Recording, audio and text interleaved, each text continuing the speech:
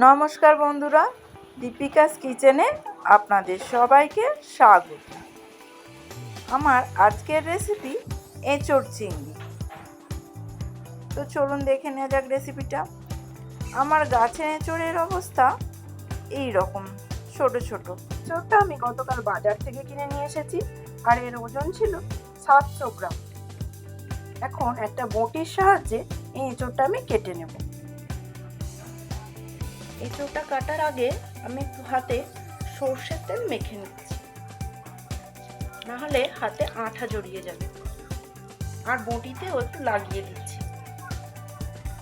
যাতে আঠাটা বটিতে না লেগে যায়। এবার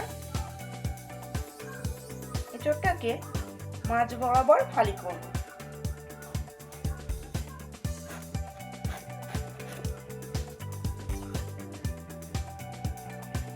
আরও একটা ফালি করে নেব।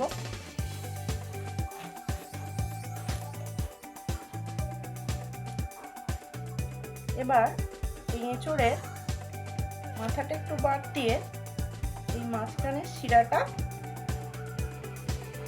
বাদ দিয়ে দেব।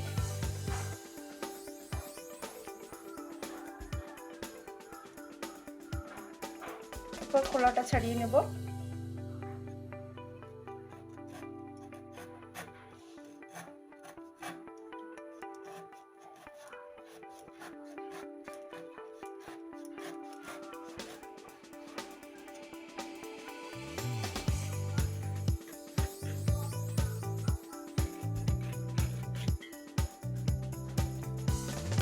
প্রথমেই এঁচোড়টা এভাবে সরু করে ফালি করে নিলে কাটতে সুবিধে হয় এঁচোড়।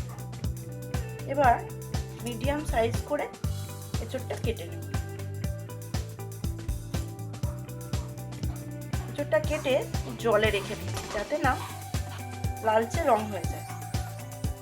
এঁচোড় কেটে এমনি ফেলে রাখলে লালচে রং হয়ে যায়। দেখুন এই রংটা লালচে ধরতে শুরু করেছে।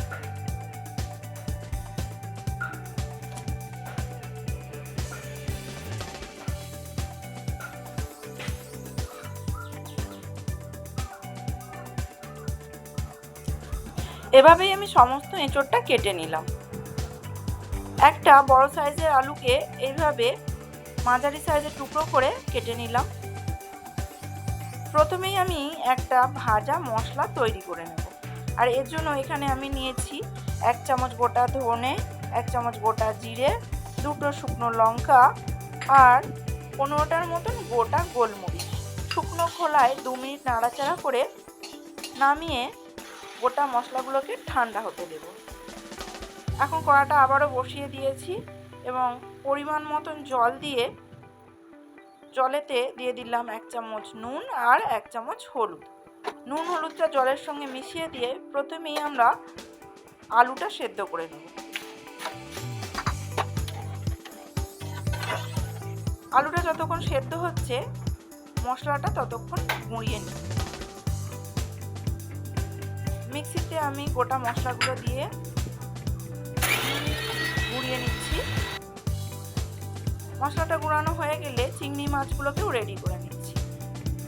মাছের মাথার দিকটা কেটে নিয়ে যে খোলার পেছনের যে শক্ত অংশটা থাকে, মানে লেজের দিকটা ধরে টানলেই কিন্তু খোলাটা সহজেই ছেড়ে আসে।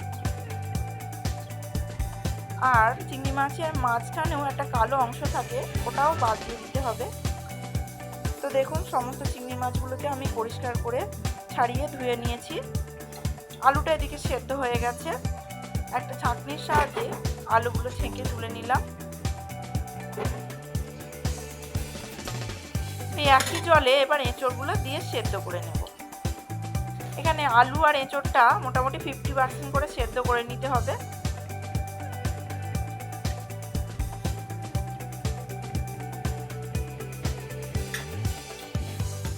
এঁচোড়টা যতক্ষণ সেদ্ধ হচ্ছে ততক্ষণ আমি একটা টমেটো কেটে পেস্ট করে নিলাম আর পেস্ট করে নিলাম আদা রসুন।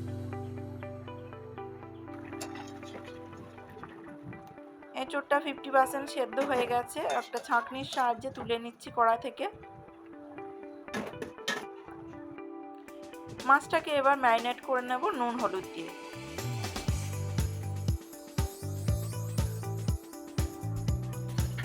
চামচের সাহায্যে নুন হলুদটা মাখিয়ে নিচ্ছি।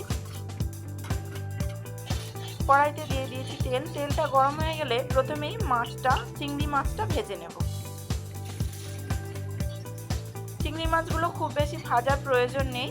খুব বেশি ভাজলে রাবারের মতন চামড়ে হয়ে যায়, খেতে ভালো লাগে না। সেজন্য অল্প একটু নাড়াচাড়া করে গায়ে একটু ভাজার রং ধরলেই ছেঁকে তুলে নেব।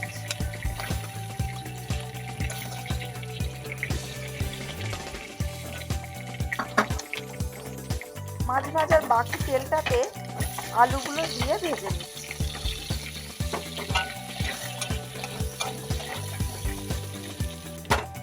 আলুটা ভাজা হয়ে গেলে ছেঁকে তুলে নিচ্ছি।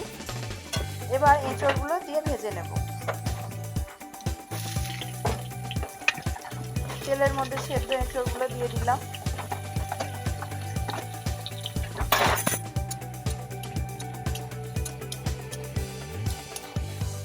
এঁচড়গুলো একটু ভালোভাবে ভেজে নিয়ে তুলে নেব।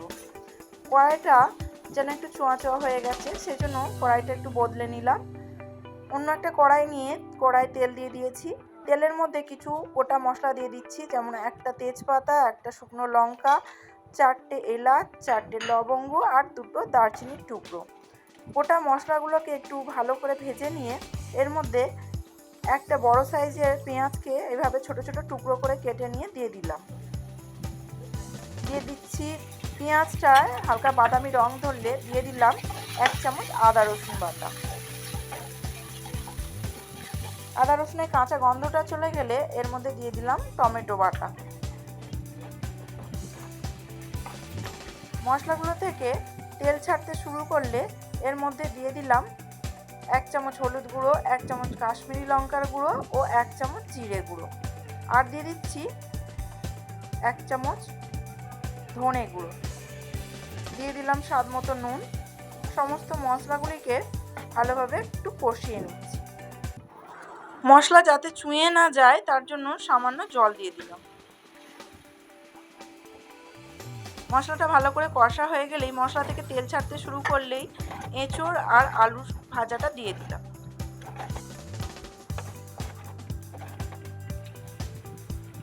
দিয়ে দিলাম কয়েকটা কাঁচা লঙ্কা ছিঁড়ে। এর মধ্যে কিন্তু গুঁড়ো লঙ্কার ব্যবহার আমি করিনি।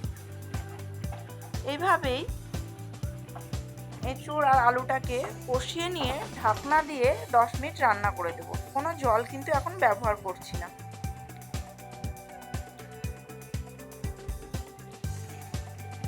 লো ফ্লেমে 10 মিনিট রান্না করার পর দেখুন এঁচড়টা কেমন মাংসের মতো দেখতে লাগছে না? স্বাদে কি আর এর নাম গাছপাঁঠা? তো এঁচড়ের মধ্যে 2 চামচ ওই ভাজা মশলাটা দিয়ে দিলাম। এখন সামান্য জল দিয়ে দিলাম গ্রেভির জন্য। এঁচড়টা কিন্তু 90% কুক হয়ে গেছে, তো গ্রেভির জন্য সামান্যই জল দিয়ে দিলাম। এখন চিংড়ি মাছগুলো এঁচড়ের মধ্যে দিয়ে দিলাম। সব কিছুকে ভালোভাবে মিশিয়ে দিয়ে ঢাকনা দিয়ে আরও 5 মিনিট রান্না করে নেব। 5 মিনিট পর ফিরে এলাম। দেখুন সব কিছু খুব ভালোভাবে সেদ্ধ হয়ে গেছে।